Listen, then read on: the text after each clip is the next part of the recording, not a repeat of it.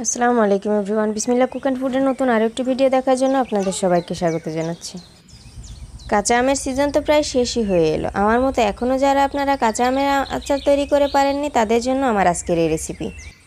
কাঁচা আমের এই টকঝাল মিষ্টি আচারটা তৈরি করা যেমন সহজ, খেতেও কিন্তু খুবই মজাদার। আপনারা খিচুড়ির সাথে এই আচারটা খেতে পারেন, খুবই মজা হয়। তাহলে চলুন আমি কিভাবে আচারটি তৈরি করি সেটি দেখে নিই। আমি এই আচার তৈরি করার জন্য আম নিয়েছি 1 কেজি পরিমাণ। আমার এখানে 4টা আম হয়েছে। আপনারা চাইলে ছোট বা বড় বা এর থেকে বেশি আম দিয়েও এই আচারটা তৈরি করতে পারেন। এর জন্য আমি প্রথমে 1 টেবিল চামচ সাদা সরিষা একটু পানি দিয়ে ভিজিয়ে রাখবো।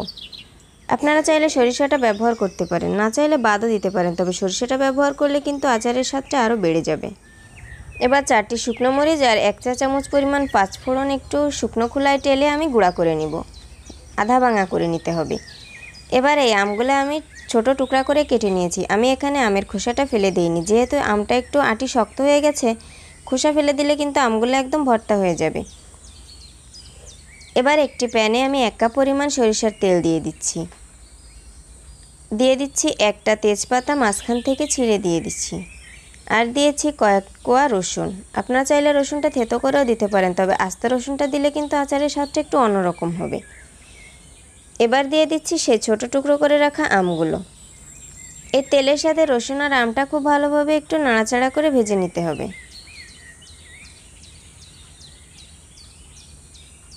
কিছুক্ষণ নাড়াচাড়া করে আমি এই আমটা তেলের সাথে ভালোভাবে ভেজে নেব। দেখুন আমের খোসার কালারটা যখন একটু পরিবর্তন হয়ে আসবে, এই পর্যায়ে আমি এর ভেতরে মশলা ব্যবহার করব। ওই যে পাঁচফোড়ন আর শুকনো মরিচটা তেলে গুঁড়া করে রেখেছিলাম সেটি দিয়ে দিলাম।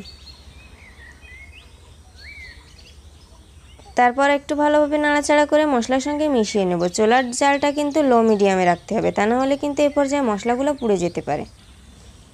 চুলার জালটা লো মিডিয়ামে রেখে নাড়াচাড়া করে এই আচারটা তৈরি করতে হবে। এই আচারটা কিন্তু রোদে দেওয়ার কোনো ঝামেলাই নেই, অল্প সময়ে তৈরি হয়ে যাবে। আমি এর ভেতরে দিয়ে দিচ্ছি সামান্য পরিমাণ হলুদ গুঁড়া, দিয়ে দিচ্ছি 1/2 চা চামচ পরিমাণ ধনিয়া গুঁড়া,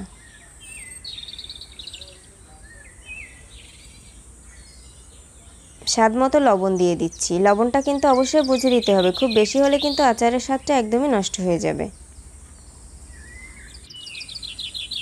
আবারও খুব ভালোভাবে নাড়াচাড়া করে দিতে হবে। নাড়াচাড়া কিন্তু অবশ্যই বারে বারে করতে হবে, তা না হলে কিন্তু কড়াইয়ের নিচে লেগে যেতে পারে, আর একবার আচারটা লেগে গেলে কিন্তু স্বাদটা একদমই নষ্ট হয়ে যাবে।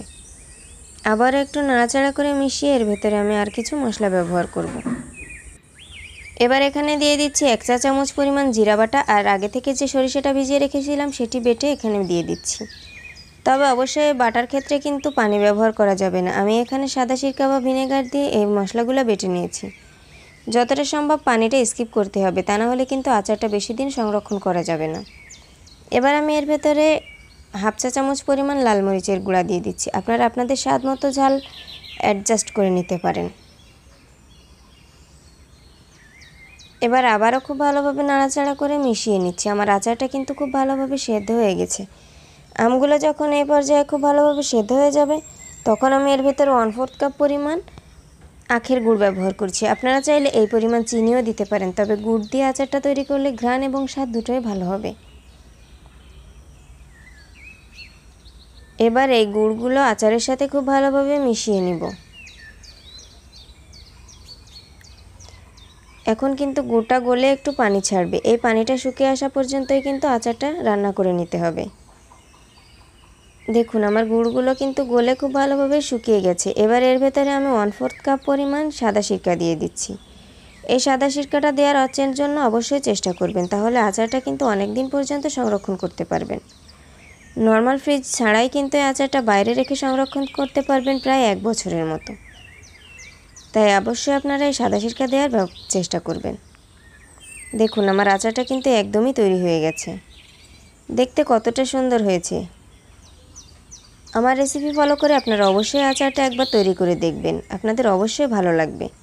আপনারা এখনও যদি আমার ভিডিওটি দেখে থাকেন তাহলে অবশ্যই আমার চ্যানেলটি সাবস্ক্রাইব করবেন, আর পরবর্তী ভিডিও নোটিফিকেশন পাওয়ার জন্য অবশ্যই অল বাটনে ক্লিক করে দিবেন। আর আমার ভিডিওটি যদি ভালো লাগে তাহলে অবশ্যই লাইক দিতে ভুলবেন না, আর কমেন্ট করে জানাবেন কেমন হয়েছে। আপনাদের একটি লাইক এবং কমেন্ট আমাকে অনেক উৎসাহ দেয়। যদি ফেসবুক থেকে দেখে থাকেন তাহলে অবশ্যই আমার চ্যানেলটি ফলো দিয়ে রাখবেন। আজ তাহলে এ পর্যন্তই, কথা হবে পরবর্তী নতুন কোনো রেসিপি। আল্লাহ হাফেজ, আসসালামু আলাইকুম।